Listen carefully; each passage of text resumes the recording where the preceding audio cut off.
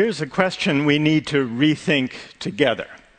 What should be the role of money and markets in our societies? Today, there are very few things that money can't buy. If you're sentenced to a jail term in Santa Barbara, California, you should know that if you don't like the standard accommodations, you can buy a prison cell upgrade. It's true. For how much, do you think? What would you guess? $500? It's not the Ritz-Carlton. It's a jail. $82 a night. $82 a night. If you go to an amusement park and don't want to stand in the long lines for the popular rides, there is now a solution. In many theme parks, you can pay extra to jump to the head of the line. They call them fast track or VIP tickets. And this isn't only happening in amusement parks. In Washington, D.C., long lines, queues sometimes form for important congressional hearings. Now, some people don't like to wait in long queues, maybe overnight, even in the rain. So now for lobbyists and others who are very keen to attend these hearings but don't like to wait, there are companies, line-standing companies. You can go to them. You can pay them a certain amount of money. They hire homeless people and others who need a job to stand waiting in the line for as long as it takes, and the lobbyist, just before the hearing begins, can take his or her place at the head of the line and a seat in the front of the room. Paid line standing. It's happening, the recourse to market mechanisms and market thinking and market solutions in bigger arenas. Take the way we fight our wars. Did you know that in Iraq and Afghanistan, there were more private military contractors on the ground than there were U.S. military troops? Now, this isn't because we had a public debate about whether we wanted to outsource war to private companies. But this is what has happened. Over the past 3 decades, we've lived through a quiet revolution. We've drifted, almost without realizing it, from having a market economy to becoming market societies. The difference is this: a market economy is a tool, a valuable and effective tool for organizing productive activity. But a market society is a place where almost everything is up for sale. It's a way of life in which market thinking and market values begin to dominate every aspect of life. Personal relations, family life, health, education, politics, law, civic life. Now, why worry? Why worry about our becoming market societies? For 2 reasons, I think. One of them has to do with inequality. The more things money can buy, the more affluence, or the lack of it, matters. If the only thing that money determined was access to yachts or fancy vacations or BMWs, then inequality wouldn't matter very much.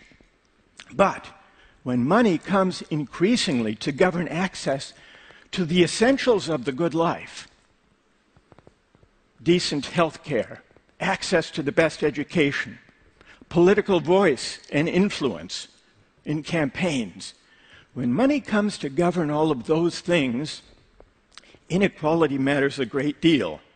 And so the marketization of everything sharpens the sting of inequality and its social and civic consequence. That's one reason to worry.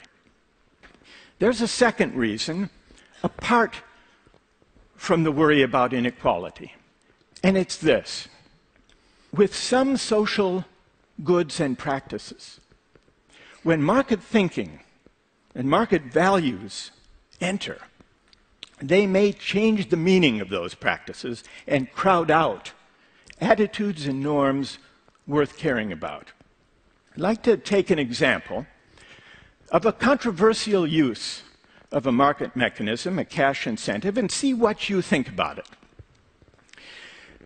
Many schools struggle with the challenge of motivating kids, especially kids from disadvantaged backgrounds, to study hard, to do well in school, to apply themselves.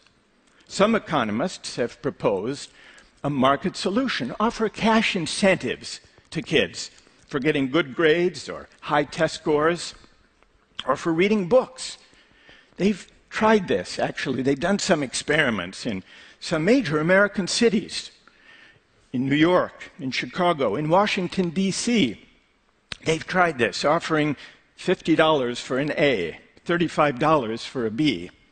In Dallas, Texas, they have a program that offers 8-year-olds $2 for each book they read. So let's see what some people are in favor, some people are opposed to this cash incentive to motivate achievement. Let's see what people here think about it. Imagine that you are the head of a major school system, and someone comes to you with this proposal, and let's say it's the foundation. They will provide the funds. You don't have to take it out of your budget. How many would be in favor, and how many would be opposed to giving it a try? Let's see by a show of hands. First, how many think it might at least be worth a try? See if it would work. Raise your hand. And how many would be opposed? How many would... So the majority here are opposed, but a sizable minority are in favor. Let's have a discussion. Let's start with those of you who object, who would rule it out even before trying. What would be your reason? Who will get our discussion started? Yes. Hello everyone, I'm Heike, and I think it just kills the intrinsic motivation. So in respect that children that they would like to read, you just take this incentive away in just paying them, so it just changes behavior. Takes the intrinsic incentive away. Yeah. What is or should be the intrinsic motivation? Well, the intrinsic motivation should be to learn. To learn? To get to know the world. And then if you stop paying them, what happens then? Then they stop reading. Now, let's see if there's someone who thinks it's worth trying this. I'm Elizabeth Loftus, and you said worth a try, and so why not try it and do the experiment and measure things and measure. And what would you measure? You'd measure how many books they read and how many books they continued to read after you stopped paying them. Oh, after you stop paying. All right, what about that? To be frank, I just think this is, not to offend anyone, a very American way.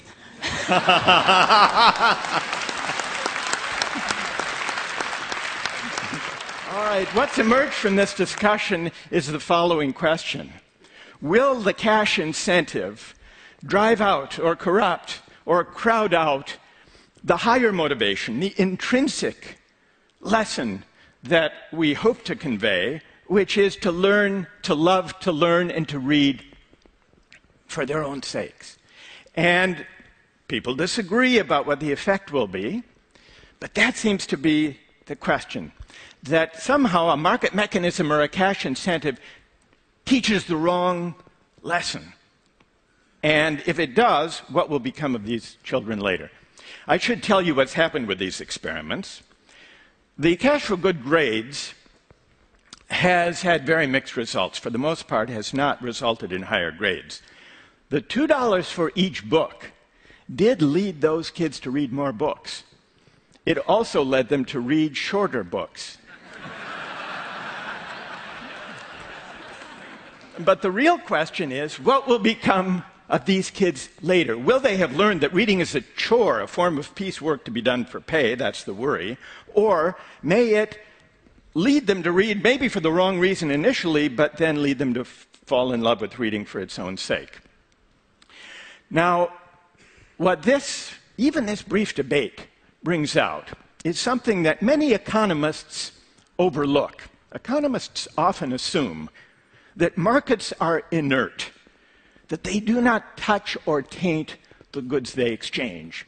Market exchange, they assume, doesn't change the meaning or value of the goods being exchanged. This may be true enough if we're talking about material goods. If you sell me a flat-screen television or give me one as a gift, it will be the same good. It will work the same either way. But the same may not be true if we're talking about non-material goods and social practices, such as teaching and learning, or engaging together in civic life. In those domains, bringing market mechanisms and cash incentives may undermine or crowd out non-market values and attitudes worth caring about. Once we see that markets and commerce, when extended beyond the material domain, can change the character of the goods themselves, can change the meaning of the social practices, as in the example of teaching and learning, we have to ask where markets belong and where they don't, where they may actually undermine values and attitudes worth caring about. But to have this debate, we have to do something we're not very good at, and that is to reason together in public about the value and the meaning of the social practices we prize. From our bodies, to family life, to personal relations, to health, to teaching and learning, to civic life. Now, these are controversial questions, and so we tend to shrink from them.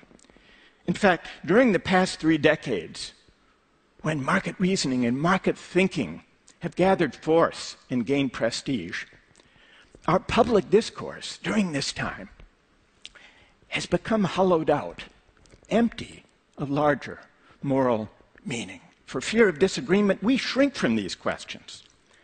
But once we see that markets change the character of goods, we have to debate among ourselves these bigger questions about how to value goods.